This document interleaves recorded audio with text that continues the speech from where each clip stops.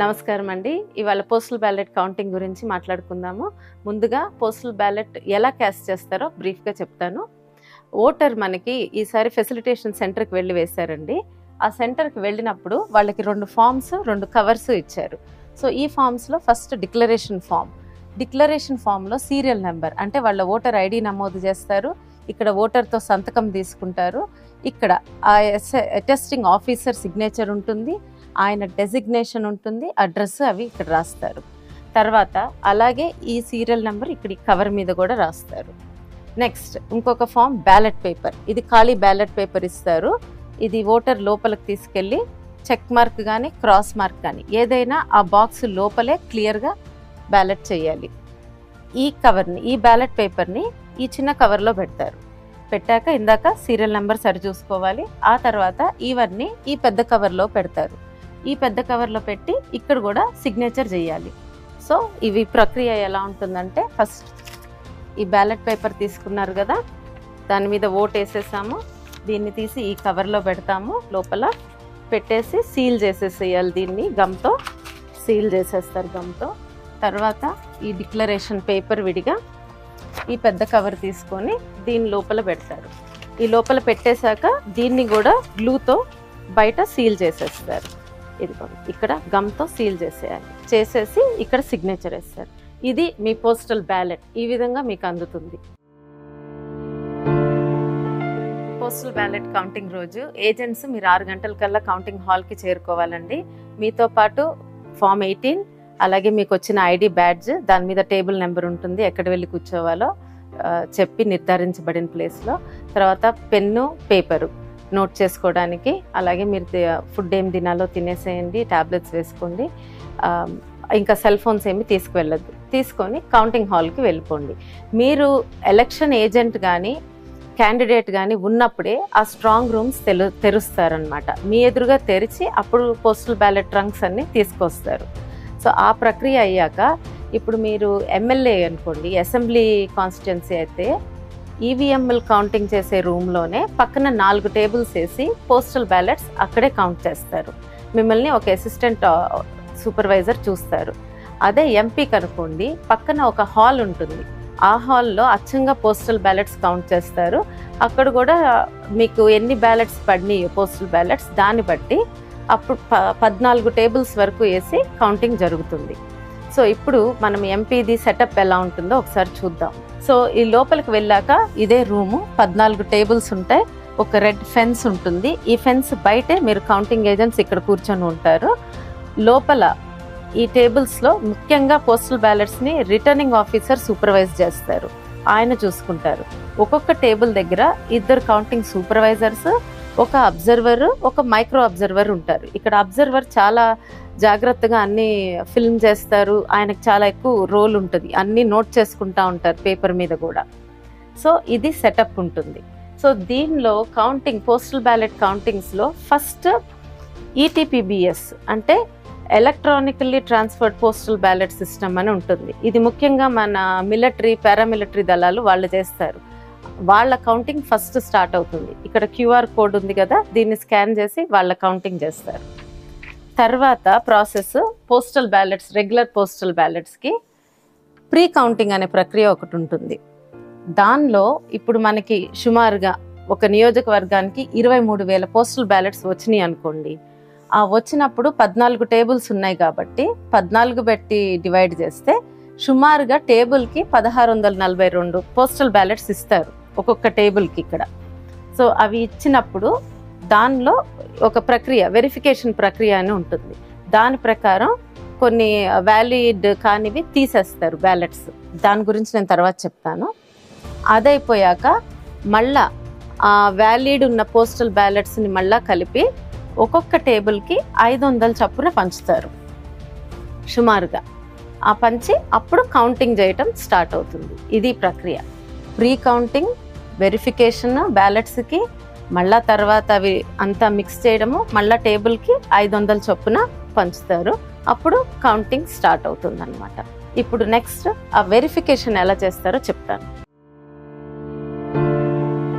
మీకు first postal ballot వచ్చినప్పుడు ఇలా ఉంటుంది. ఈ మెయిన్ కవర్ మీద మన ఓటర్ ఇక్కడ సైన్ చేసి ఉండాలి. ఒకవేళ సైన్ చేయకపోయినా ఈ బ్యాలెట్ చెల్లుతుంది. సో ఫస్ట్ ఓపెన్ చేసి ఈ కవర్ చూస్తారు. తర్వాత దీనిలో డిక్లరేషన్ ఫామ్ కంపల్సరీ ఉండాలి. ఇది లేకపోతే ఈ ఓటు చెల్లదు. సో డిక్లరేషన్ ఫామ్ తర్వాత ఉండేది ఈ బ్యాలెట్ చిన్న కవరు. అప్పుడు మీరైతే ఈ బ్యాలెట్లో సీరియల్ నెంబరు, ఇక్కడ సీరియల్ నెంబరు సరిగ్గా ఉండాలి, సేమ్ ఉండాలి, దీనిలోది. అప్పుడే ఈ బ్యాలెట్ చెల్లుతుంది. ఒకవేళ ఈ రెండు తేడా ఉంటే ఈ ఓటు చెల్లదు. సో పక్కన పెట్టేస్తారు. సో ఇలా చెల్లని ఓట్లన్నీ అంటే ఈ కవర్లు ఇవి ఈ చెల్లనివన్నీ ఒక బ్యాగ్లో పెట్టి కవర్ చేసేసి సీల్ వేసేస్తారు. ఆ తర్వాత ఇవన్నీ సరిగ్గా ఉంటే ముఖ్యంగా ఈ డిక్లరేషన్ ఫామ్ చూసుకోవాలి. ఇప్పుడు వచ్చిన మార్పు కూడా ఇక్కడే ఉందండి, కొంచెం శ్రద్ధగా చూడండి. ఇది సీరియల్ నెంబర్ అంటే సీరియల్ నెంబర్ కరెక్ట్గా అంటే ఓటర్ ఐడి ఇది ఉండాలి, అలాగే ఓటర్ సంతకం ఉండాలి, ఇక్కడ ఇది ఉండాలి, ఇక్కడ అటెస్టింగ్ ఆఫీసర్ సంతకం ఉండాలి. సో ఈ 3 ఉంటే ఈ ఓటు చెల్లినట్టే. సో ఇంకొకసారి సీరియల్ నెంబర్ ఇది ఉండాలి, ఎలక్టర్ అంటే ఓటర్ సిగ్నేచర్ ఉండాలి, ఇక్కడ అటెస్టింగ్ ఆఫీసర్ సిగ్నేచర్ ఉండాలి. ఈ 3 ఉంటే ఈ ఓటు చెల్లుతుంది. అలాగే ఇక్కడ కవర్ మీద సీరియల్ నెంబరు, ఇక్కడ సీరియల్ నెంబరు సరిగ్గా ఉండాలి. ఇలా ఉంటే ఇవి చెల్లుతాయి. సో అంతకుముందు ఉన్న మార్పు ఏంటో ఒకసారి క్లుప్తంగా చెప్తాను.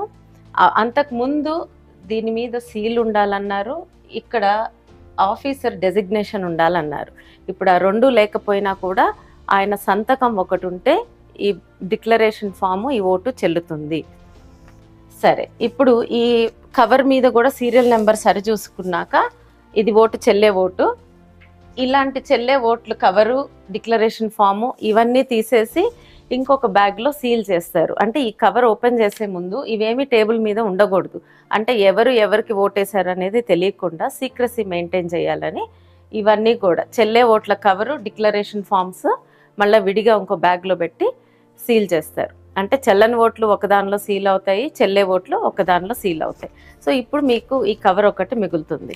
ఈ కవర్లో ఓపెన్ చేస్తారు, సీల్ ఉండాలి, సీల్ లేనివి చెల్లవు. ఓపెన్ చేసినాక బ్యాలెట్ పేపర్ వస్తుంది మీకు. సో ఇప్పుడు ఇక్కడ ఎలాంటి బ్యాలెట్ పేపర్స్ చెల్లుతాయి మీరు ఇది చూస్తుంటే ఇక్కడ మనకి టిక్ మార్క్ కానీ, క్రాస్ మార్క్ కానీ, స్టార్ మార్క్ కానీ, అలాగే వాళ్ళు ఎక్కడన్నా క్యాండిడేట్ నెంబర్ వేసినా, లేతే ఇలా సున్నాలా చుట్టినా, స్టార్ పెట్టినా, ఏవైనా సరే ఈ బాక్స్ అంటే క్యాండిడేట్కి ఉన్న బాక్స్ లోపల ఉండాలి. అవి ఉంటే ఆ ఓటు చెల్లినట్టే. ముఖ్యంగా టిక్ మార్క్ కానీ, క్రాస్ మార్క్ కానీ, స్టార్ కానీ, ఏదైనా నెంబర్ కానీ ఏ మార్క్ వేసినా ఆ బాక్స్ లోపల ఉంటే ఆ ఓటు చెల్లినట్టు. ఇంకా అలాగే ఒకవేళ వాళ్ళు సంతకం పెట్టినా, లేతే ఓటర్ ఐడి రాసినా, వాళ్ళ పేర్లు రాసినా అవి చెల్లవు. సో ఇంతవరకు మీరు చూసుకొని ఇవి చెల్లే ఓట్ల కింద అవుతుంది. సో అప్పుడు వాటిని లెక్క పెడతారనమాట. ఏ క్యాండిడేట్కి వచ్చింది ఆ క్యాండిడేట్కి విడివిడిగా వేసి చివరికి ఆ వచ్చిన ఓట్లన్నీ లెక్క పెట్టి ఫామ్ 20లో పెట్టుకొని డిక్లేర్ చేస్తారు ఫైనల్గా. అలాగే ఇప్పుడు ఈ కౌంటింగ్ ప్రక్రియ మధ్యలో ఆగదండి, మొత్తం అన్నీ లెక్కించే వరకు కంటిన్యూస్గా జరుగుతుంది. సో ఇక్కడ ఒక చిన్నది మన ఎమ్మెల్యేకేమో పింక్ స్లిప్స్ ఉంటాయి, ఎంపీకేమో వైట్ స్లిప్స్ ఉంటాయి అన్నమాట, ఇలా వైట్ కవర్స్. సో అదొకటి.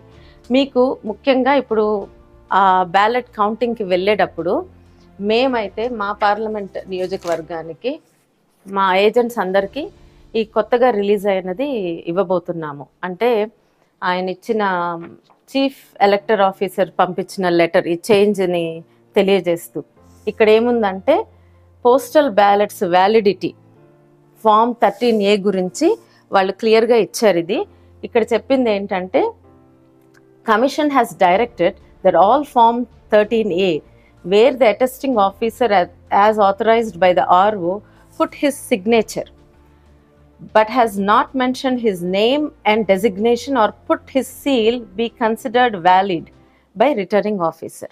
అంటే తెలుగులో ఏంటంటే దీని అర్థం ఆయన సంతకం, ఆయన ఓటర్ని ఐడెంటిఫై చేస్తా ఆ ఆఫీసర్ సంతకం ఉంటే సరిపోతుంది, ఆయన సీల్ కానీ ఆయన డెసిగ్నేషన్ కానీ లేకపోయినా కూడా ఆ డిక్లరేషన్ ఫామ్ చెల్లుతుంది అని క్లియర్గా మనకి ఉత్తర్వులు జారీ అయినాయి.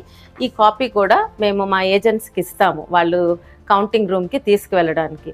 సో ఎవరికన్నా తెలియని వాళ్ళు ఉంటే వాళ్ళకి ఇది చూపించచ్చు అనమాట. ఇదండి వెరిఫికేషన్ ప్రక్రియ. జూన్ 4వ తారీఖు కౌంటింగ్కి వెళ్ళే వరకు ఇంకేదైనా మార్పులు ఉంటే రూల్స్లో కానీ దయచేసి చెక్ చేసుకోండి. అలాగే మీ సీనియర్స్ని అడిగి తెలుసుకోండి వెళ్ళబోయే ముందు, అంటే వాళ్ళు తెలియజేస్తారు. అయినా ఒకసారి మళ్ళీ వ్యాలిడిటీ పాయింట్స్ చెక్ చేసుకోండి. ఇంకా ఏదైనా డౌట్స్ ఉంటే ఎలక్షన్ కమిషన్ ఆఫ్ ఇండియా నుంచి వచ్చిన ఉత్తర్వులు ఒకసారి చూసుకోండి. ధన్యవాదాలు.